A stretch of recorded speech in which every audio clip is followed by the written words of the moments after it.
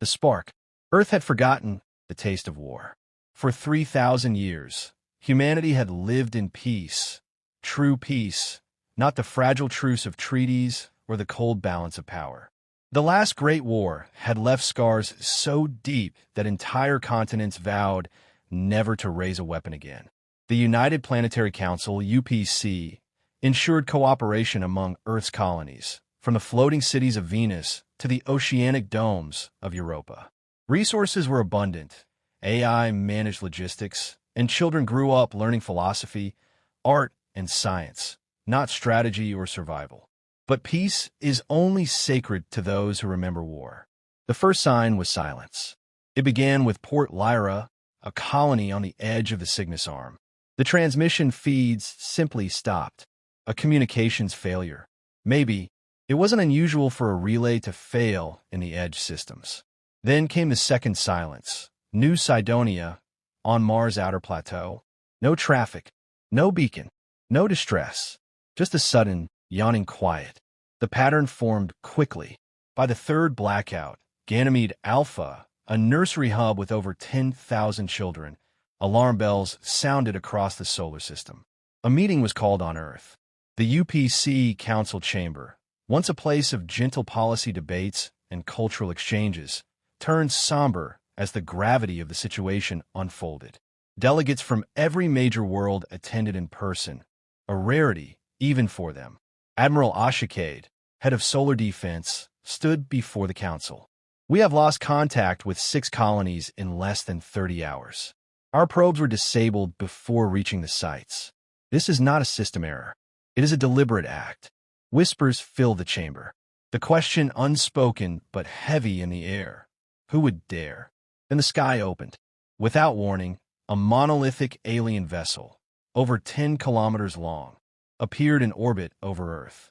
It defied classification. Black as the void, shaped like a spire tipped with glowing veins of crimson energy, the ship hovered just beyond geostationary range. No transmission, no response. The orbital defense grid activated, locking onto the ship but awaiting orders. Before anyone could speak, it acted. In mere seconds, arcs of light rained down upon major cities. New Tokyo, Lagos, Geneva, Santiago, Utopia Prime. They were not weapons. They were gateways. People vanished. Children, specifically only children, were sucked into the vortexes. Thousands at once. No discrimination by status, location, or genetics. Just age. Screams echoed in every city. Families shattered in real time. Then, just as suddenly, the ship disappeared, folding space around itself in a display of advanced FTL tech Earth had only theorized. 32 minutes later, a transmission arrived, uncoded, arrogant, and cold.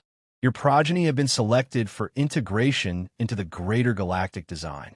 They will serve a purpose beyond your comprehension. Resistance is futile. The source was clear. The galactic empire of Iraq, a distant interstellar dominion Earth had only encountered through passive contact. Until now, they had never violated human space. Shock turned to fury. In Geneva, Prime Chancellor Elena Moro stood silently for a full minute after hearing the message. Then, she turned to her cabinet. We kept our promise. We laid down the sword. We trusted the stars. Her voice trembled, not with fear, but with something far older. We were wrong. Across the human systems, something ancient stirred. In old data vaults beneath Martian soil, blueprints locked under Eclipse protocols flickered to life. Designs for weapons once thought too dangerous to use. In orbit, AI cores received reactivation commands. Sleeper ships built during the final years of the last war, programmed to wake only when humanity was under existential threat. Across the stars, a forgotten word echoed once more through human minds. War. Admiral Cade, watching the sky from the Olympus Mons defense post, whispered to herself as the stars twinkled like distant eyes. They took our children. She turned to her command staff. Wake the Iron Fleet. The peace is over. Remember Mars. The iron gates of the Martian War archives had not opened in over 3,000 years. Buried deep beneath the red dust of Olympus Mons, behind layers of biometric locks and quantum seals, lay humanity's oldest nightmares: machines, weapons, doctrines, and memories too dangerous to be forgotten, but too terrible to use. They were placed there as a promise that war was over, and Earth would never become the butcher it once was. But now, the vaults hissed open, releasing sterile air and something colder: purpose. Admiral Asha Cade stood in the silence, her breath visible in the frigid chamber. Around her, weapons of a forgotten age lay dormant: railguns capable of shattering moons, combat AIs bound by ethics chains, nanite plagues sealed in quantum jars. This place was not built to win wars. It was built to end them permanently. She stepped forward, her voice sharp. Begin reactivation. AI voices answered from the dark. Eclipse protocol confirmed. Releasing Tier 1 war assets. Please state enemy classification. Kate didn't hesitate. Galactic Empire. VA Rock designation. Level Omega. The chamber came alive with light and sound. Sleeping war machines stirred. Drones awoke. Vault's long-thought myth triggered emergency relays across the human sphere. The message was clear: humanity remembers. On Earth, grief burned into rage. In every home, every city, parents wept for children stolen. Hollow feeds displayed names: 10,000 and rising. Age range: 6 to 15. The randomness of the abductions made it worse. Entire classrooms vanished. Schoolyards were left eerily empty. Teachers found little shoes, data slates still open to homework assignments, a toy drifting across a playground. The United Planetary Council was in chaos.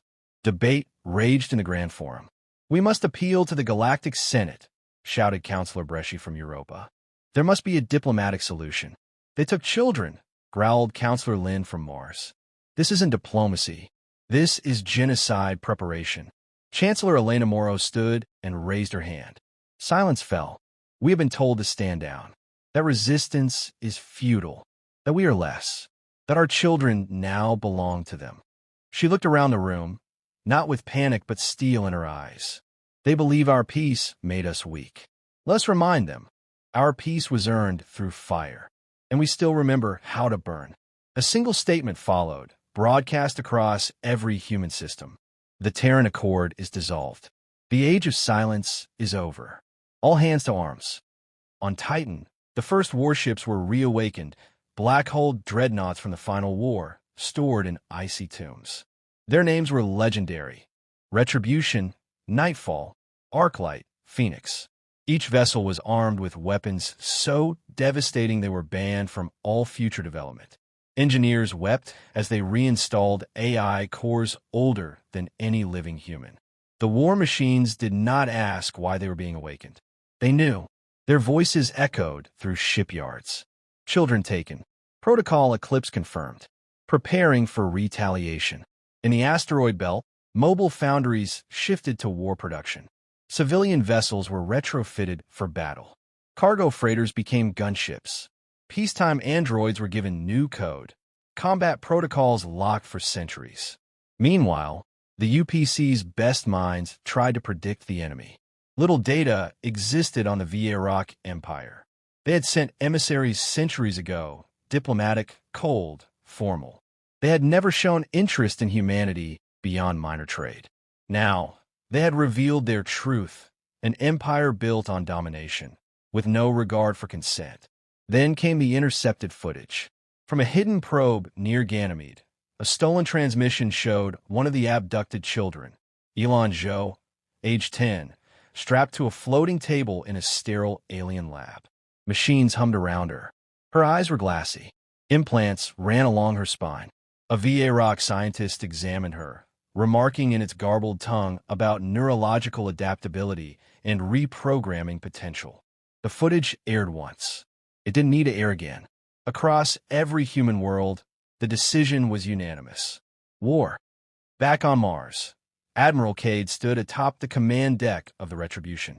The old ship groaned as it rose from the dry docks, hungry once more. She tapped into the UPC command net. Fleet Alpha and Beta are operational. First strike formation en route to VA Rock border colonies. We strike at their listening posts, slave factories, and transit hubs. We do not negotiate. We do not retreat. She paused. Remember Mars. Remember what we once were. And make them remember, too. Burn the stars. The void screamed as humanity returned to war. 3 months after the abductions, the first human strike hit the VA Rock colony of Tes Sal Prime, a hub for genetic engineering buried within a gas giant's ring system. It had been deemed untouchable for centuries. Within 8 minutes of human arrival, it was gone. Not bombarded, not invaded, erased. The Nightfall, an ancient Terran dreadnought, emerged from FDL cloaking with its weapons charged. It fired only once. A solar spear, a classified energy weapon once banned under the Terran Accord, pierced the colony's shield, its core, and its planet-wide data vault. The structure didn't explode. It simply ceased to exist, torn atom by atom into the void. Admiral Asha Cade watched from the bridge as the aftershock rippled through space. "Message sent," she said coldly. Across the galaxy, species watched in horror. For thousands of years, humanity had been the quiet neighbor, civil, distant, and unarmed. They had traded knowledge, offered medical aid, and never once raised a weapon. Many younger empires believed the old tales were exaggeration. Legends of Terrans so savage they had burned entire solar systems to ash. Now, the truth returned with blood. The VA Rock Empire responded, too slow, too arrogant. They had never expected real resistance, let alone from a species they considered inferior. They deployed skirmisher fleets to intercept human vessels at Zora's Gate, a choke point between sectors. They were met not by ships, but by silence, until the sky turned black. From the darkness came the Oblivion Swarm, self-replicating stealth drones, engineered during the last days of the Terran Wars. They had no pilots, no mercy, and no voices. They moved like a living virus, slipping through shields, tearing through hulls with microscopic blades and focused radiation bursts. Not a single VA Rock ship survived the encounter. From the surviving comm logs, one panicked captain screamed a single phrase before transmission ended. "They're laughing. The machines are laughing." On the diplomatic front, chaos bloomed. The Galactic Council, a confederation of over 100 races, demanded Earth stand down. Their delegates pleaded, "Escalation will doom us all." Humanity's reply came not from a diplomat, but from the children themselves. A group of 12, recently recovered during a raid on a reconditioning facility, appeared on a universal broadcast. They looked hollow, young bodies fitted with cybernetic restraints, neural dampeners still clinging to the backs of their necks. One girl stepped forward. Her voice trembled, but rose with growing power. "They try to make us forget Earth, forget our names. They said our families abandoned us, that we belong to them now. But we remember. My name is Imani Rao. I am 10 years old. I am for Nairobi Arcology. And if you don't help us, you're next." Her eyes, one still flickering with synthetic light, burned brighter than any fleet. That message shattered the illusion. For the first time, other empires hesitated. Whispers rippled through diplomatic circles. What if Earth was right? What if the Empire had gone too far? For centuries, the VA Rock had ruled through fear, not respect. And now, fear had a new face. Back at the front lines, Admiral Cade stood aboard the Phoenix, orbiting a recently liberated child labor colony on the edge of Iraq territory. She surveyed the chaos below. Fields once used to break children now lay scorched and empty. Thousands of VA Rock administrators were dead. A few were taken alive for trial. Beside her stood Commander Eli Vargas, leader of the Shadow Recon teams. He handed her a data slate. New intel. They'd begun moving the remaining children deeper into core systems. Conditioning has advanced. Full integration may happen in weeks. Cade clenched her fist. Then we move faster. Eli hesitated. Intel also shows they're building something massive. We're not sure if it's a fleet or a weapon. Cade's eyes didn't waver. Doesn't matter. If they think they can outbuild us now, they've already lost. The war was no longer a rescue mission. It was a reckoning. Humanity, long silent and underestimated, had become a storm across the stars. For every child taken, 10,000 Terrans stood armed. For every atrocity revealed, another fleet launched. Earth had no imperial dreams, only fury and a promise. We will not start wars, but we will end them. And in the distance, the VA Rock homeworld waited, unaware that its sky would soon burn. The reckoning. The VA Rock homeworld, Zelvaran, had never known fear. Its golden spires pierced the clouds like blades of light, and its vast cities stretched across the continents in perfect symmetry. The capital had stood untouched for millennia, defended by shields capable of absorbing supernova bursts and fleets numbering in the millions. It was the jewel of the Empire, until the humans came. They didn't arrive in force. Not first. Just one ship, the Retribution, scarred from battles, its hull blackened and pitted. It emerged from slipspace like a ghost. The VA Rock fleet scrambled to intercept, panicking at the breach. Within minutes, 1,000 warships surrounded the lone vessel. And then the rest came. Dozens of Terran dreadnoughts ripped through the fabric of space, emerging in formation like a closing fist. Behind them, carrier ships deployed atmospheric drones. Stealth craft decloaked over orbital stations. Nanite swarms spilled from hatches like clouds of intelligent dust. Admiral Asha Cade's voice rang out across all frequencies. "We are not here to conquer. We are not here to burn your cities. We are here for our children. Surrender them, and the architects of this atrocity, or face extinction." The VA Rock responded with arrogance, as they always had. They launched their full planetary defense grid. The sky became a storm of light and fire. The Battle of Zelvaran lasted only 6 hours. 6 hours to breach shields once thought invincible. 6 hours to ground enemy fleets. 6 hours to shatter the illusion of VA Rock's superiority. Humanity did not fight like the Empire. They fought with precision, with fury, with memory. They didn't flatten cities. They severed command networks, disarmed energy grids, and disabled orbital cannons with surgical strikes. They didn't want genocide. They wanted justice, and they were very good at it. By the 7th hour, the VA Rock Emperor was captured. Deep within the Imperial Citadel, the last resistance fell to a team of Shadow Recon operatives led by Commander Eli Vargas. They found the Emperor, not in a throne room, but in a command chamber surrounded by failed escape pods. The once mighty ruler trembled as the operatives stormed the chamber. "You are primitives," he hissed. "You don't understand the order of things." Eli didn't speak. He simply raised a hollow of a 10-year-old boy, Noah Lynn, eyes vacant, brain scarred from reprogramming. Then he leaned in. "We remember everything." The children were found in an underground complex below the Citadel.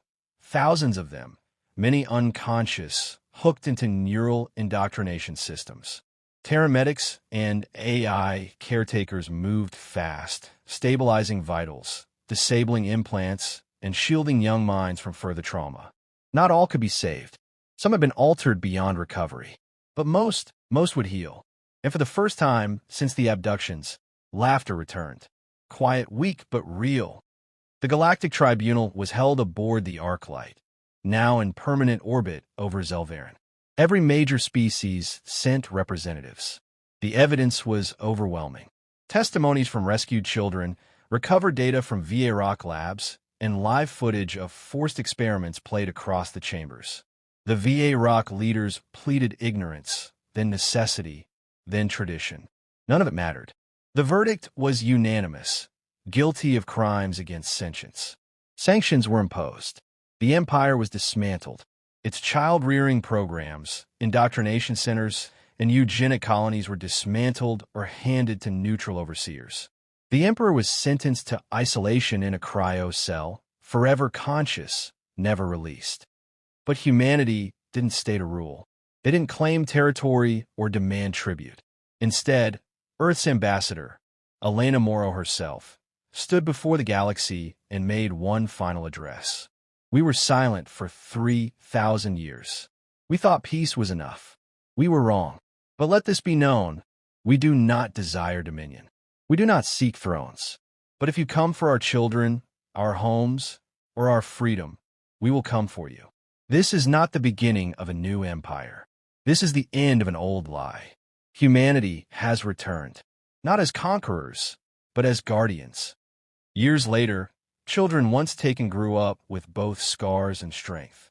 They told stories not just of terror, but of rescue, of a world that came for them when no one else did. And in the stars, the phrase echoed in 1,000 tongues. Do not provoke the humans. Not again.